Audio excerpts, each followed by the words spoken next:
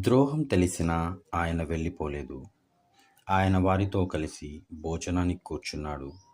వారిలో ఒకడు తనకు ద్రోహం చేస్తాడని తెలిసినా అక్కడి నుంచి వెళ్ళిపోలేదు. ప్రేమతో వారి మధ్యనే ఉండిపోయాడు. ద్రోహం కళ్ళ ముందే కనిపిస్తున్నా ఆయన కరుణనే ఎంచుకున్నాడు. అపారమైన కృపను కనబరిచాడు. విరిగిన హృదయంతోనే ఆయన రొట్టెను విరిచాడు. గాయపడిన మనసుతోనే ఆ పాత్రను అందరికీ పంచాడు. అదే అసలైన ప్రేమ. నొప్పి ఉన్నా సేవ చేయడం, తాను విరిగిపోతున్నా ఇతరులకు ఇవ్వడం. ఆయన హృదయం ముక్కలవుతున్నా తనను తాను మన కోసం అర్పించుకున్నాడు.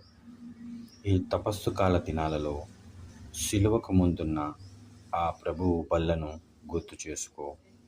ఆ నిశ్శబ్దం, ఆ వేదన, ఆ త్యాగం.